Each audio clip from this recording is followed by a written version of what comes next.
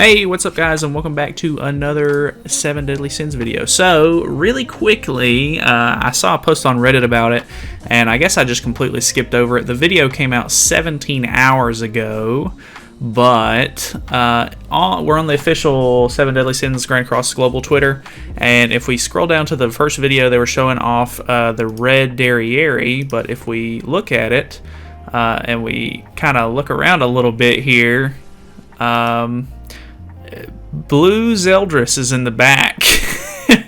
I don't know if you can really see him very good because of the video, but he's in the back. You can kind of see his skills whenever it gets to like this part right here. Like there's one of his attack skills, and then there's the AoE skill, and then obviously there he is. Well, you can't see it very good right there, but there he is on the right. You can clearly see him in broad daylight.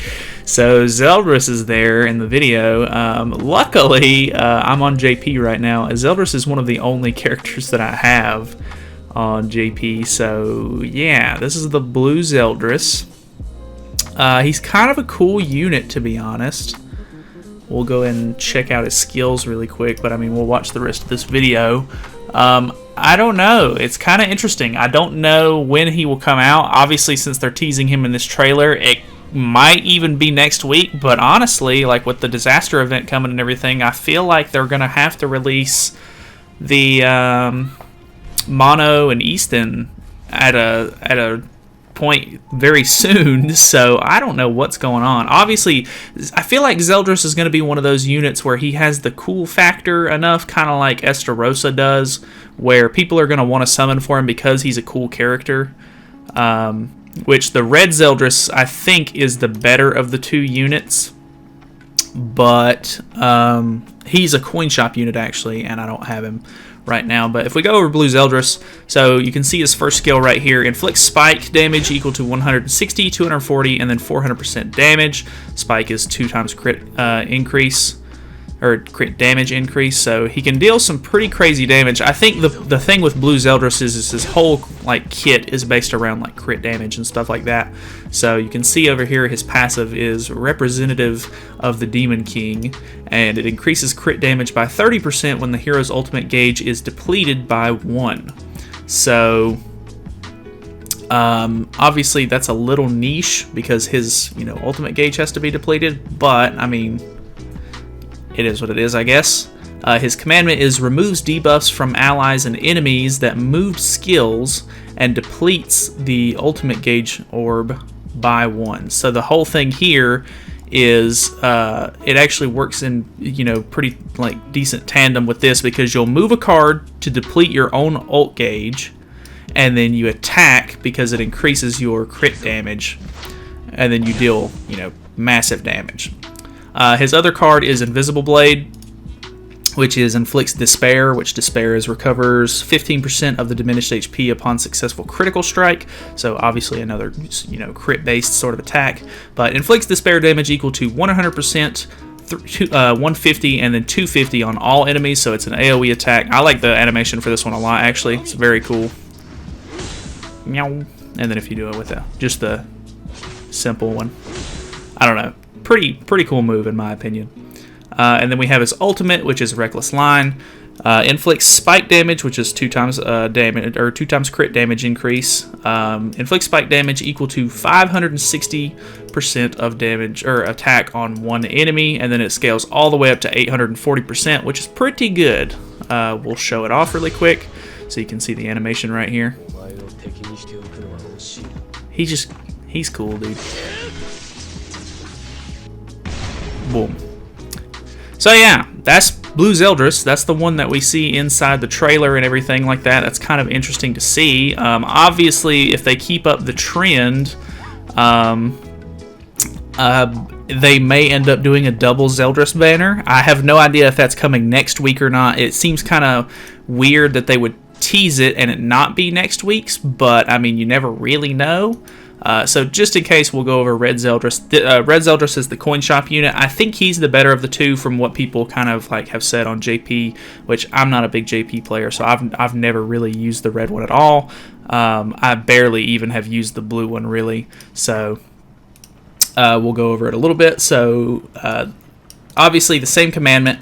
So, it removes ult gauge from moving cards and stuff like that. And then Leader of the 10 Commandments is his passive. Increases the basic stats of all allies by 6% for every ally and enemy in battle possessing a commandment. So he's actually a really good candidate to be put onto like an all commandments team and stuff like that, which is actually kind of cool because I feel like there's little incentive to running multiple commandments most of the time, just because, you know, only one commandment can be present at a time in PvP and stuff like that. So if you're running, you know, multiple commandments, whoever is on your first lineup, first in the lineup, that's whose commandment ends up taking, you know, effect. So kind of cool there. And then Indicate Abyss is his first card, which inflicts damage equal to 120% of attack on one enemy and depletes ultimate gauge by 1. And then it goes to 300 and depletes by 1, and then 450 and then depletes 3.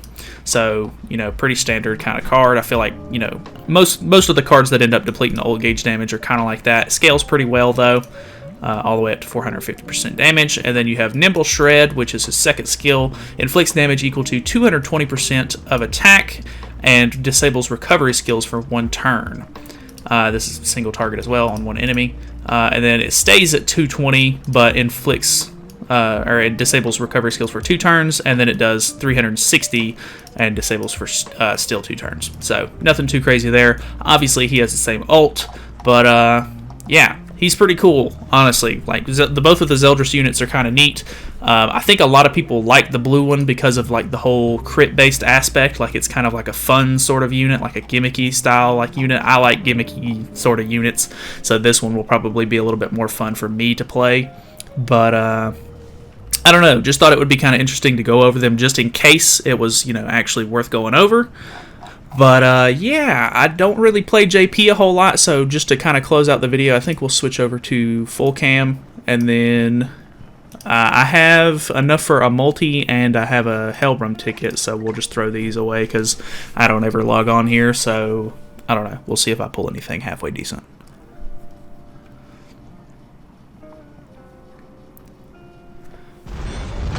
Alright, so we got a Hawk enemy. I think this is a multi, right? For the Hellbrum tickets? I'm not positive on that. Well, we're getting shafted either way. Dang, that's a lot of gold cards. Oh, I got a Vivian! That is so sick.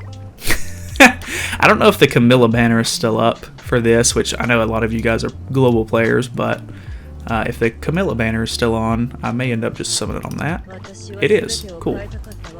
Why not? And I actually might be able to do the second multi because of the 1 gem. So, I don't know. Camilla's cool.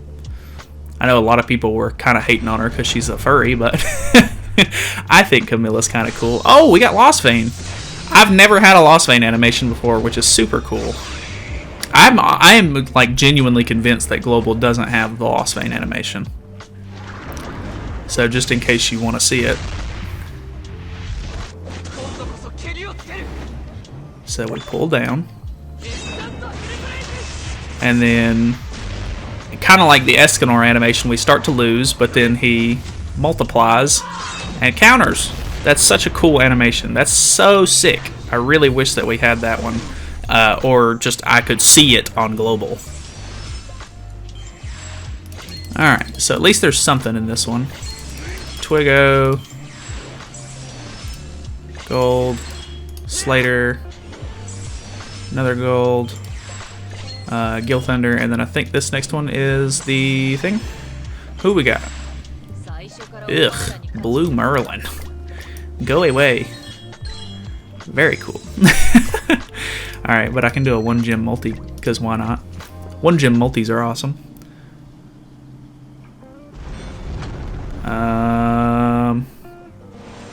Dang, we're getting another SSR. I don't know what my luck is lately, but it's fantastic. I feel weird that I'm wasting my luck on JP, but oh well. It is what it is. Actually, another thing is I really hope that Zeldris isn't next week, because I kind of want Zeldris, but I really don't want to, like, they're putting everyone in a really tough spot here, because if people keep summoning all these like early banners before the anniversary, you know, Lost Vein is going to get pushed further and further out of your grasp. So I kind of hope I hope Derriere is the last big banner before this, but you never know, dude. They could just keep throwing stuff at us. Who do we got? I got Mono. I already had Mono. Unfortunate. Coin. Oh well. That's funny. Either way, anyways, that's pretty much the end of the video. I just wanted to go over the whole Zeldris trailer thing. I thought that was really interesting.